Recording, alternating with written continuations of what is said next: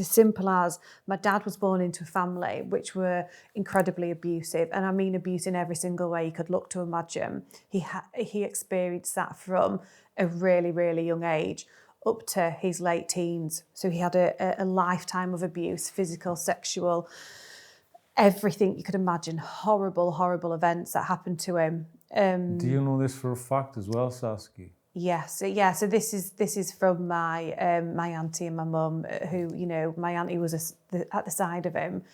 He became very much a protector of my auntie in order so that she didn't have to go through that. So, you know, he struggled and had a really horrible time of it. And then at the age of 16, he had to pull his mother out of a house that was on fire because she'd taken her own life.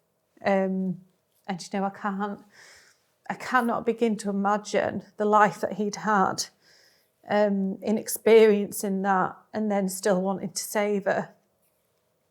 I think it's just, you know, incredible. And then, you know, so him and my mum were together from a really young age, and 15, 16. So then, you know, they went on to get married. They had me and my sisters. They had a difficult relationship, obviously, because my dad had never processed any of this. My mum had tried to keep him on the straight and narrow. Did she think she could kind of fix him? Oh yeah, absolutely. And it's certainly come on to my generation in that, you know, we love to fix. We think, you know, it's so easy to look to get that person and just save them and be like, I'll do anything. And I've so carried that on. But God bless her, she must have done in order to stay with him for such a long time. Because clearly he was a good guy. She saw something Oh in him. yeah, I think regardless of what choices he's made, and I say that and I mean it so sensitively, because so often if I've spoken to people about some of the choices that my dad has made, people will look at me in disgust and be like, how can you forgive him? You know, he's hurt you, he's hurt your sisters, and I understand that completely, but it's my story and I was in it, and you have to look to find some understanding which leads to comfort in order for you to process things. So I talk quite casually about his experiences, and of course in moments I'll become emotive from it, but I don't mean it to sound so casual that there's no emotion attached to it. It's just because they're my facts, and I have to be quite pragmatic in how I think about those steps and the decisions that he's made in order to come to the outcome in my mind, which is at peace with it. Because I could sit and I could sit in that corner and rock and cry to think about the things that he's done to me and my sisters. But what's the point? What good is that going to do for me? And I've been that person, and it's served me no value whatsoever. So I've had to look to, over the last years, really flip it on its side and pull the positives out of it. Knowing what he went through, does that help understand and have some comfort and forgive him? Yeah, absolutely. I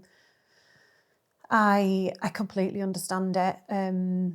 You know, I don't agree with a lot of the choices he's made, absolutely. I probably won't be able to forgive some of the decisions and acts that he's done. But I certainly forgive him for, you know, taking his own life. And I think that suicide there's so many debates on it, in that so many people will think it's so selfish. And I understand that argument. You know, he had 3 children at the end of the day as well, and he left huge devastation behind. But for me, it's selfless in a way, and I can't imagine being in a position where I am that alone and that devastated with my choices, where I think that is my only option.